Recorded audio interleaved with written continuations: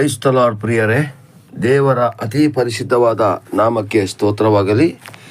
ಇಂದು ಕೂಡ ಒಂದು ಚಿಕ್ಕ ಜ್ಞಾನವಾಕ್ಯನ ಕೊಡುವುದಕ್ಕೆ ದೇವರು ಕೊಟ್ಟಂಥ ಒಂದು ಮಹಾನ್ ಕೃಪೆಗಾಗಿ ಸ್ತೋತ್ರ ಮಾಡುತ್ತಾ, ಇದನ್ನು ಕೇಳುವ, ನೋಡುವ ಮತ್ತು ಇದನ್ನು ನೋಡಿ ನಮಗೆ ಆ ಒಂದು ಕರ್ತನ ನಾಮದಲ್ಲಿ ಆಶೀರ್ವದಿಸುವಂಥ ಪ್ರತಿಯೊಂದು ದೇವರ ಮಕ್ಕಳಿಗೆ ದೇವರ ಶುಭವನ್ನು, ಕೃಪೆಯನ್ನು ಹಾರೈಸಲಿ ಎಂದು ಪ್ರಾರ್ಥಿಸುತ್ತೇನೆ. ಫೇಸ್ಬುಕ್ನ ಮೂಲಕವಾಗಿರ್ಬೋದು, ವಾಟ್ಸಪ್ ಗ್ರೂಪ್ನ ಮೂಲಕವಾಗಿರ್ಬೋದು ಅಥವಾ ಯೂಟ್ಯೂಬ್ನ ಮೂಲಕವಾಗಿರ್ಬೋದು ನೋಡಿ ನಮ್ಮ ಪ್ರಾರ್ಥನೆಗಾಗಿ ಸಹಕರಿಸಿರತಕ್ಕಂಥ ಪ್ರತಿಯೊಬ್ಬ ಜನಗಳಿಗಾಗಿ ನಾನು ಪ್ರಾರ್ಥಿಸುತ್ತೇನೆ. ಪ್ರಿಯರೇ, ಪ್ರೈಸ್ ಲಾರ್ಡ್ ಪ್ರಿಯರೇ, ಇವತ್ತು ದೇವರು ಕೊಟ್ಟಂಥ ಒಂದು ಸುಂದರವಾದ ವಾಚನ ಏನು ಅಂತ ಹೇಳಿದ್ರೆ ಪ್ರಿಯರೇ, ಇವತ್ತು ಸಭೆಗಳು ತುಂಬ ಇದೆ. ಬೀದಿಗಳಲ್ಲಿ, ಹಳ್ಳಿಗಳಲ್ಲಿ, ಪಟ್ಟಣಗಳಲ್ಲಿ ಸಭೆಗಳು ದಿನಕ್ಕೆ ದೇವರ ಸಭೆಗಳು ಉಂಟಾಗ್ತಾ ಇದೆ. ಸ್ತೋತ್ರ. ಆ ಸಭೆಗಳಲ್ಲಿ ದೇವರ ನಾಮದ ಮಹಿಮೆ ಆಗ್ತಾ ಇದೆ, ಅದಕ್ಕೂ ಕೂಡ ಸ್ತೋತ್ರ. ಆದರೆ ಇವತ್ತು ಸಭೆ ಅಂತ ಹೇಳಿದ್ರೆ ಅದಕ್ಕೆ ಮುಖ್ಯಸ್ಥರು ಯಾರು ಅಂದರೆ, ಸಭೆಗೆ ಮುಖ್ಯಸ್ಥ ಸಭಾಪಾಲಕ ಅಲ್ಲ, ಸಭೆಗೆ ಮುಖ್ಯಸ್ಥ ಒಂದು ಸಂಸ್ಥೆ ಅಲ್ಲ, ಒಂದು ಸಂಘಗಳಲ್ಲ, ಒಂದು ಪರಿವಾರವಲ್ಲ. ಸಭೆಗೆ ಯಾವತ್ತೂ ಕೂಡ ಶಿರಸ್ಸಾಗಿ ಪ್ರಭು ಯೇಸು ಕ್ರಿಸ್ತನನ್ನು ಇಟ್ಟಿದ್ದಾರೆ. ಇದಕ್ಕೆ ಆಧಾರವಾಗಿ ವಾಕ್ಯಪ್ರಿಯರೇ, ಎಫೆಸದವರಿಗೆ ಬರೆದ ಪತ್ರಿಕೆ 1ನೇ ಅಧ್ಯಾಯ 22 ಮತ್ತು 23ನೇ ವಾಕ್ಯವನ್ನು ನಾವು ಗಮನಿಸುವುದೇ ಆದರೆ, ಆತನು ಸಮಸ್ತವನ್ನು ಕ್ರಿಸ್ತನ ಪಾದದ ಕೆಳಗೆ ಹಾಕಿದನು, ಇದಲ್ಲದೆ ಆತನನ್ನು ಎಲ್ಲದರ ಮೇಲೆ ಇರಿಸಿ ಸಭೆಗೆ ಶಿರಸ್ಸಾಗಿ ನೇಮಿಸಿದನು. ಹಾಗಾದರೆ ಪ್ರಿಯರೇ, ಸಭೆಗೆ ಶಿರಸ್ಸು ಅಂದರೆ ಸಭೆಗೆ ತಲೆ ಯಾರು? ಯೇಸು ಸ್ವಾಮಿ ಆಗಿದ್ದಾರೆ. ಒಬ್ಬ ಸಭಾಪಾಲಕರಲ್ಲ, ಒಂದು ಸಂಸ್ಥೆ ಅಲ್ಲ. ನಮ್ಮದು IPC ಸಂಸ್ಥೆ, ನಮ್ಮದು AG ಸಂಸ್ಥೆ, ನಮ್ಮದು ಬ್ಯಾಪ್ಟಿಸ್ಟ್, ಇದೆಲ್ಲವೂ ಕೂಡ ಏನೆಂದರೆ ಸ್ತೋತ್ರ, ಇದೆಲ್ಲ ಒಂದು ಕ್ರಿಸ್ತನನ್ನು ಮಹಿಮೆ ಪಡಿಸೋದಕ್ಕೋಸ್ಕರ, ಸಹಾಯ ಮಾಡಲಿಕ್ಕೆ, ಸಪೋರ್ಟ್ರಾಗಿರಲಿಕ್ಕೆ, ಒಗ್ಗಟ್ಟನ್ನು ತೋರಿಸಲಿಕ್ಕೆ ಮಾತ್ರ ಈ ಸಂಸ್ಥೆಗಳು ಇರಬೇಕೇ ಹೊರತು ನಾಯಕತ್ವ ಸಂಪೂರ್ಣವಾಗಿ ಸರ್ವಶಕ್ತನಾದ ಯೇಸುವಿನ ಕೈಯಲ್ಲಿ ತಂದೆಯಾದ ದೇವರು ಕೊಟ್ಟಿದ್ದಾರೆ. ಯಾಕೆ ಕೊಟ್ಟಿದ್ದಾರೆ ಅಂತ ಹೇಳಿದ್ರೆ ಪ್ರಿಯರೇ, ನೋಡಿ ಇನ್ನೊಂದು ಸಲ ಓದ್ತೀನಿ. ಆತನು ಸಮಸ್ತವನ್ನು ಕ್ರಿಸ್ತನ ಪಾದದ ಕೆಳಗಡೆ ಹಾಕಿದನು. ಅದಕ್ಕೆ ನಿಮಗೆ ವಚನ ನೋಡ್ಬೇಕಾದ್ರೆ ಫಿಲಿಪ್ಪ 2ನೇ ಅಧ್ಯಾಯ 5, 6, 7, 8, 9, 10ರವರೆಗೂ ನೀವು ನೋಡ್ಕೊಂಡು ಬಂದಾಗ ಅದರಲ್ಲಿ ನಿಮಗೆ ಸಿಗ್ತದೆ ಪ್ರಿಯರೇ. ದಯವಿಟ್ಟು ಆ ವಚನವನ್ನು ನೋಡಿ.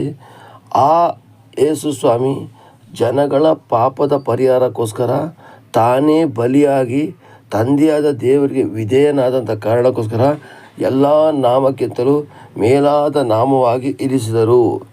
ಸ್ವರ್ಗ, ಮೃತ್ಯ, ಪಾತಾಳದಲ್ಲಿರ್ತಕ್ಕಂಥ ಎಲ್ಲರೂ ಆತನನ್ನು ಸ್ತುತಿಸಬೇಕು ಅಂತ ಹೇಳೋಂಥ ವಚನದಲ್ಲಿ ಇದೆ ಪ್ರಿಯರೇ. ಯಾಕೆಂದರೆ ಅದನ್ನು ನೀವು ನೋಡ್ಕೋಬೇಕು ಮನೆಯಲ್ಲಿ.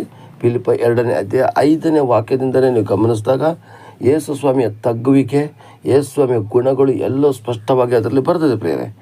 ಇಲ್ಲಿ ಎಲ್ಲವನ್ನು ಕ್ರಿಸ್ತನ ಪಾದ ಕೆಳಗಡೆ ಹಾಕೋದಾದರೆ ನಿನ್ನ ವಿರೋಧವಾಗಿ ನಿಲ್ಲತಕ್ಕಂಥ ಎಲ್ಲ ದುಷ್ಟನ ಕಾರ್ಯಗಳು, ದುರಾತ್ಮನ ಕಾರ್ಯಗಳು, ನಿನ್ನ ಪಾಪಗಳು, ನಿನ್ನ ಶಾಪಗಳು, ನಿನ್ನ ಬಂಧನಗಳು, ನಿನ್ನ ಎಲ್ಲ ರೀತಿಯಾಗಿ ಸೈತಾನನ ಕುತಂತ್ರಗಳನ್ನು ಕ್ರಿಸ್ತನ ಪಾದದ ಕೆಳಗಡೆ ಹಾಕಿ,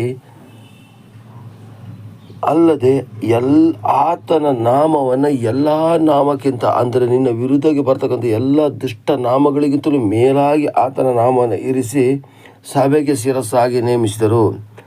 ಇವತ್ತು ಕ್ರಿಸ್ತನೇ ಇಲ್ಲದಂಥ ಸಭೆಗಳು ಎಷ್ಟೋ ಇದೆ. ಕ್ರಿಸ್ತನನ್ನು ದೇವರೇ ಅಲ್ಲ, ಆತನ ಮನುಷ್ಯ ಅಂತೇಳಿ ಪ್ರತಿಪಾದಿಸುವಂಥ ಸಭೆಗಳಿದೆ. ಕ್ರಿಸ್ತನನ್ನು ಒಂದು ಪ್ರವಾದಿ ಅಂತ ಹೇಳತಕ್ಕಂಥ ಸಭೆಗಳು ಇದೆ ಪ್ರಿಯರೇ. ಆದರೆ ದೇವರ ವಾಕ್ಯದಲ್ಲಿ ಎಷ್ಟೋ ಜಾಗದಲ್ಲಿ ಬರೆದಿದೆ, ಯೇಸು ಕ್ರಿಸ್ತನನ್ನು ದೇವರೆಂದು ಯಾರು ಅಂಗೀಕರಿಸೋದಿಲ್ಲವೋ ಅವರಿಗೆ ನಿತ್ಯ ಜೀವ ಇಲ್ಲ.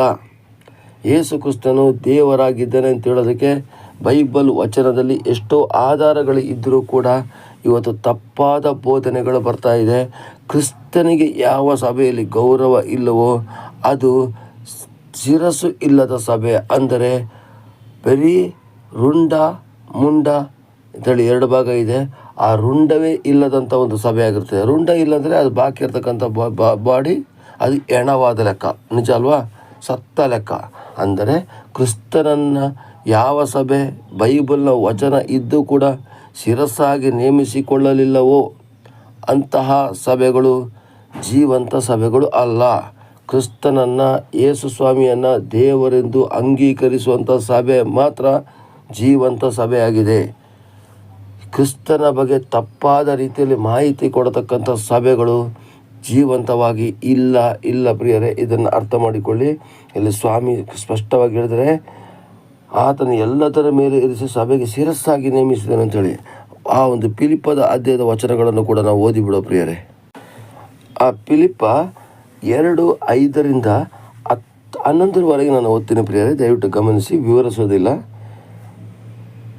ಕ್ರಿಸ್ತ ಯೇಸುವಿನಲ್ಲಿ ಇದ್ದಂಥ ಮನಸ್ಸು ನಿಮ್ಮಲ್ಲಿ ಇರಲಿ.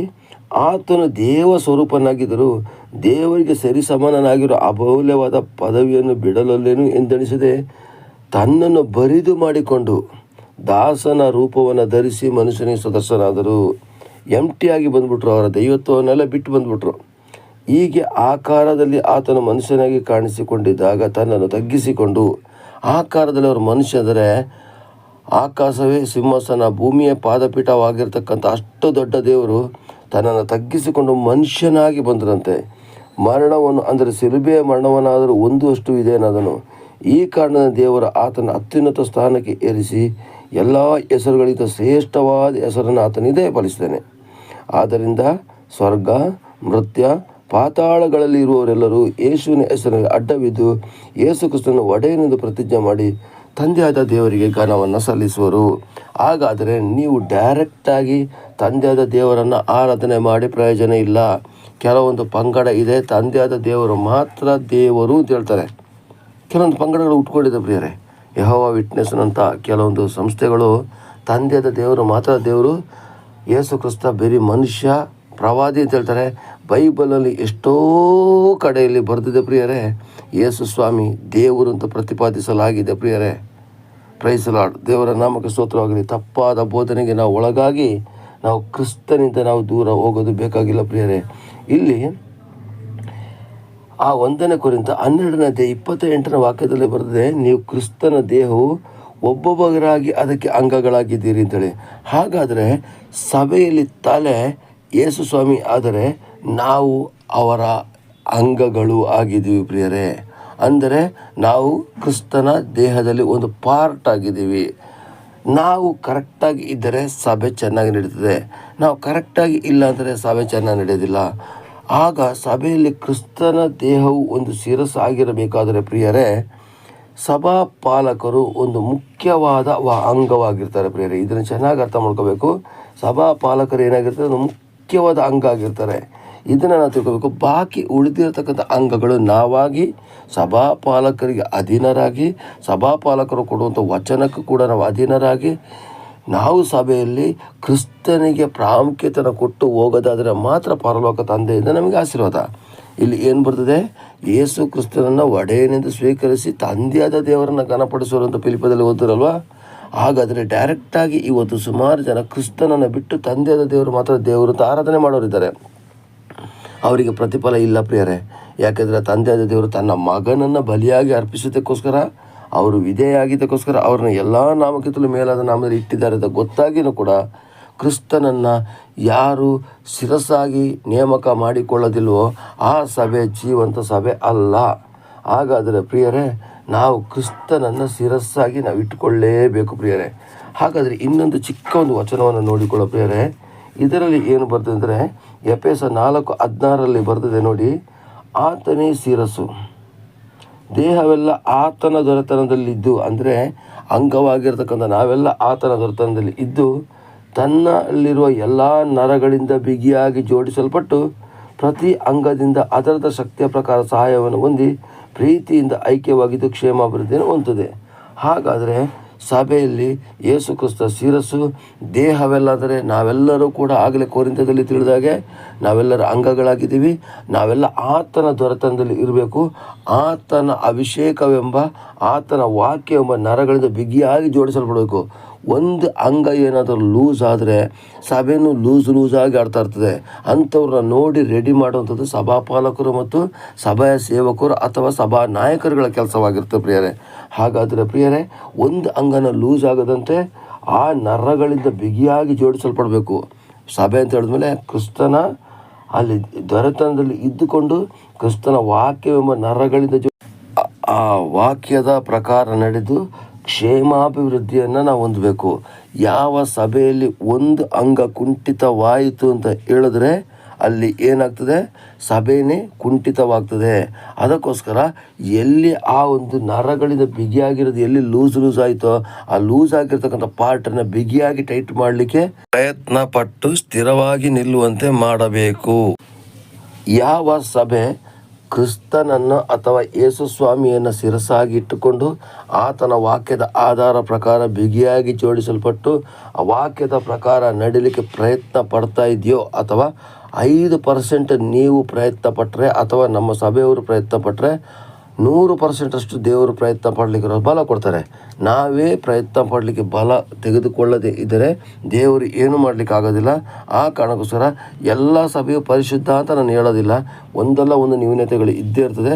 ಆದರೆ ನಾವು ಸ್ವಲ್ಪನಾದರೂ ಕ್ರಿಸ್ತನಿಗೆ ಒಂದು ಶಿರಸಾಗಿಟ್ಟು ಆತನಿಗೆ ಒಂದು ದೊರೆತನವನ್ನು ಕೊಟ್ಟು ನಾವು ಆತನ ಒಂದು ಅಂಗಗಳಲ್ಲಿ ಬಿಗಿಯಾಗಿ ಜೋಡಿಸಲ್ಪಟ್ಟು ಆತನ ವಾಕ್ಯದ ಪ್ರಕಾರ ನಾವು ನಡೆಯುವುದೇ ಆದರೆ ಸ್ವಲ್ಪ ಮಟ್ಟಿಗೆ ಆದರೂ ನಡೀಲಿಕ್ಕೆ ಪ್ರಯತ್ನ ಪಟ್ಟಾಗ ಪೂರ್ಣ ಪ್ರಮಾಣದಲ್ಲಿ ನಡೀಲಿಕ್ಕಿರುವ ಬಲವನ್ನು ದೇವರು ತಾನೇ ಕೊಟ್ಟು ನಮ್ಮನ್ನು ಕಾಪಾಡ್ತಾನೆ ಪ್ರಿಯರೇ. ಹಾಗಾದರೆ ಸಭೆ ಒಂದು ಸಭಾಪಾಲಕರದಲ್ಲ, ಒಂದು ಸಂಸ್ಥೆದಲ್ಲ. ಸಂಸ್ಥೆಗಳು ದೇವರು ಉಪಯೋಗಕ್ಕಾಗಿ ಕೊಟ್ಟಿರ್ತಕ್ಕಂಥದ್ದಾಗಿದೆ. ಸಭಾಪಾಲಕರು ಕೂಡ ದೇವರ ಒಂದು ಉಪಯೋಗಕ್ಕೋಸ್ಕರ ಕೊಟ್ಟಂಥ ವ್ಯಕ್ತಿಗಳಾಗಿದ್ದಾರೆ. ಆದರೆ ಸಭೆಯ ಶಿರಸ್ಸು ಮಾತ್ರ ಯೇಸು ಕ್ರಿಸ್ತನೇ ಆಗಿರ್ತಾರೆ.